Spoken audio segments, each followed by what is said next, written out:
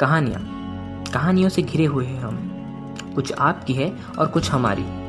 कुछ आपसे जुड़े हैं और कुछ जिनसे हम आपको जोड़ते हैं। और इन्हीं कहानियों में से आज हम आपके लिए लेके आए हैं एक नई कहानी।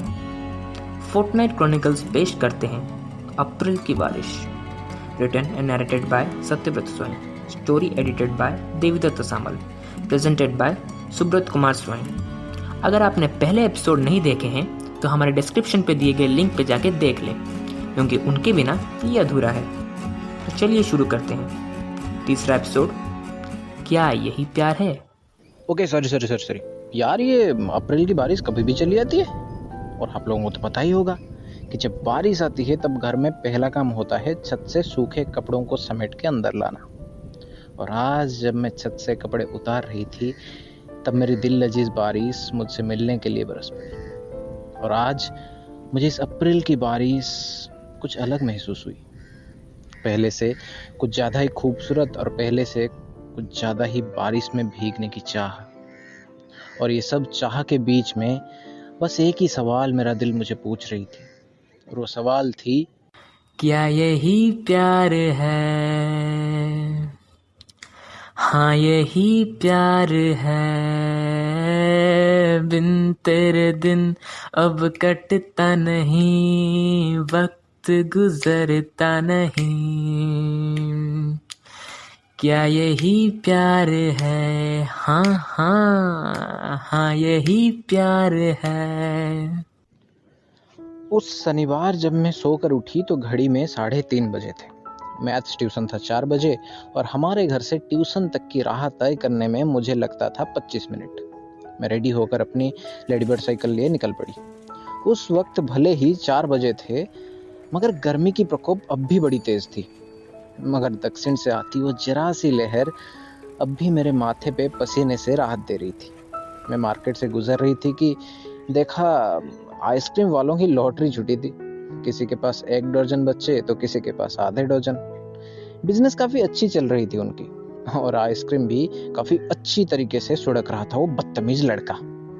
हाँ, अब वापस आ गया था वो वही लड़का जो मुझे सुबह स्कूल में अपने दोस्तों के सामने जलील किया था। मैं बड़ी ही नजाकत से अपने आंखों के कोने में से उसे देख रही थी कि उसका नजर मुझ पे आ गया। वो मुझे देख इस बार जरा सा मुस्कुरा दिया और अपने हाथ में थामी आइसक्रीम को मेरी ओर इशारा करते हुए चीयर्स कर दिया। मुझे तो जरा सी भी अंदाज नहीं थी कि वो कहना क्या चाहता था, लेकिन अब मैं गुस्से में बड़ी थी। मुझे जी करता था साइकिल वहीं पे रोक के उसके चेहरे पर 2-4 लाफे जड़ दूं, मगर उसकी हंसी के सामने मेरा गुस्सा ज्यादा देर टिक नहीं पाया। मगर फिर भी मैंने अपने सूक्ष्मता को जाहिर न करते हुए, उसके इशारे को कोई जवाब न देते हुए उसे अनदेखा करके चली गई। ट्यूशन शुरू हो गई थी और व्हाइट बोर्ड पर थी मेरी नजर। लड़कों के ग्रुप में वो बदतमीज भी था, मगर उस पे कुछ खास ध्यान न देते हुए मैंने पेचीदे मैथ्स को समझने की कोशिश की। 1 घंटे के बाद जब ट्यूशन खत्म हुई तो ट्यूशन से निकलने वाले पहले कुछ बच्चों में से था वो लड़का। मैं और असीमा बाहर निकले तो असीमा के पापा बाइक लिए खड़े हुए थे। असीमा की घर थोड़ी दूर थी तो वो अपने पापा के साथ आती थी, और उसके चले जाने के बाद मैं अपनी साइकिल लिए घर की ओर निकल पड़ी।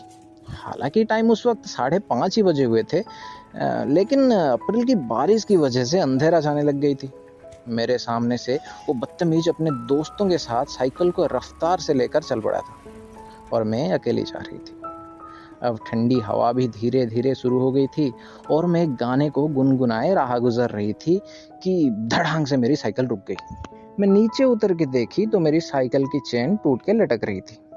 यार, इसी को अभी टूटना था। मैंने स्टैंड लगा दी और बैग को बास्केट पे डाले चेक की तो उसे ठीक करना मेरी बस की बात नहीं थी।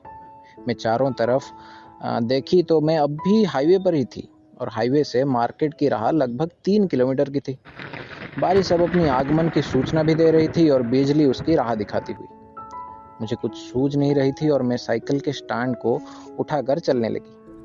हाईवे पे ट्रक्स की जाने की इतनी रफ्तार थी मानो उनकी जाने से पैदा होती हवाएं मुझे कहीं उनके साथ उड़ा न ले।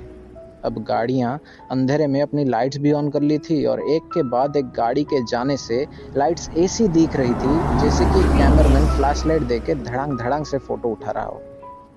और आसपास 5 मिनट चलने के बाद एक साइकिल आके मेरे पीछे रुक गया। मैं पीछे मुड़ के देखी तो वही खूबसूरत और बदतमीज लड़का था।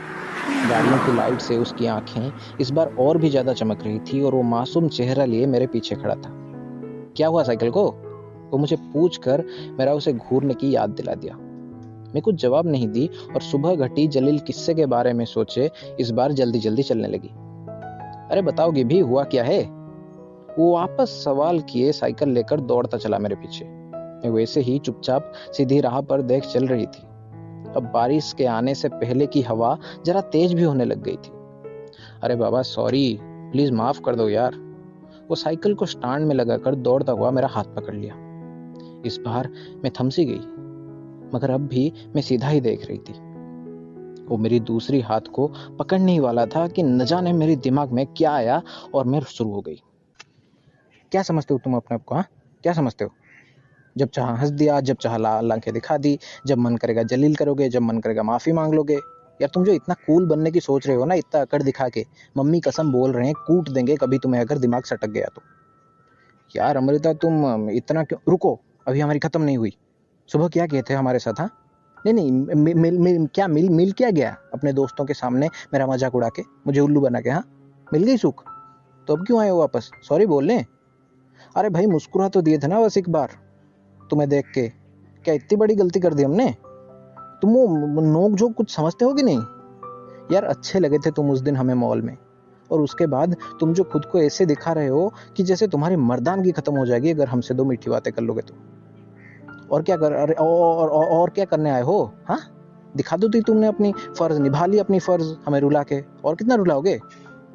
हम इतना बोल ही रहे थे कि वो हवाओं में उड़ती एक छोटा सा पत्ता हमारे आंखों में आ गई और मैं रोने लगी। जाओ तुम यहाँ से, जाओ, चली जाओ यहाँ से। मैं आंख से पत्ता साफ की और साइकिल लेकर जोर जोर से चलने लगी। अमृता सॉरी यार, और सॉरी रियली, अब और नहीं रुलाऊंगे यार तुम्हें, माफ कर दो यार। वो लड़का हमारे पीछे पीछे चिल्ला चिल्ला कर दौड़ता आ ही रहा था कि उसका एक पैर केले के छिलके के आ गया और वो गिर गया। हे भगवान। अगले 5 मिनट में हम हाईवे के पास स्थित एक टूटे फूटे साइकिल दुकान के पास खड़े थे। इतने में थोड़ी थोड़ी बारिश भी शुरू हो गई थी और रोहन बेंच पर बैठा था। बेटी 60 रुपए लगेंगे, वो बुढ़ा चाचा ने साइकिल चेक करके बताई। पर अंकल मेरे पास तो 50 ही हैं, 50 में कर दो ना, स्टूडेंट्स हैं, मैं बताई। जितना लगा कर दो अंकल, मैं दे दूंगा बाकी पैसा। रोहन ने अपनी कमर पे लगी दर्द को सहते हुए धीरे से बोला। मैं चुपचाप हाथ में हाथ डाले इस तरफ से उस तरफ देख रही थी और इस सोच में डूबी थी कि मम्मी मेरी राह देख रहे होंगे और मैं आसपास आधे घंटे लेट थी। अब क्या हो गई? अब क्यों परेशान हो? गिरा तो दी यार तुमने, और कितना बदला लेने की सोच रही हो? रोहन ने मुझे ताना मारते हुए पूछा। नहीं यार रोहन, वो मम्मी परेशान हो रहेंगे यार, मैं अब तक घर जो नहीं आई, मैं धीरे से बोली। तो ये बात है, ये लो मेरा फोन और बता दो मम्मी को, आंटी को। वो मेरे तरफ देखते हुए थोड़ा मुस्कुरा दिया। वो मुझे अपनी पॉकेट से फ़ोन निकाल के मेरे हाथ में दे दिया। मैं उसका फ़ोन लेने के लिए थोड़ी घबरा रही थी, मगर मेरे पास और कोई राह भी तो नहीं थी। मैंने उसका हाथ से फ़ोन लिया और मम्मी की नंबर डायल करने लगी तो वो बोला, अगर तुम ये सोच रहे हो कि मैं तुम्हारी नंबर सेव करके तुम्हें परेशान करने वाला हूँ तो तुम बिल्कुल सही हो। ये सुनते ही मैंने सीधा उसके तरफ देखा और उसके फ़ोन वापस देने के लगा तो वो बोला, अरे नहीं, मजाक कर रहा था यार, आराम से बात करो। कुछ भी कहो यार, बदतमीज तो था वो लड़का।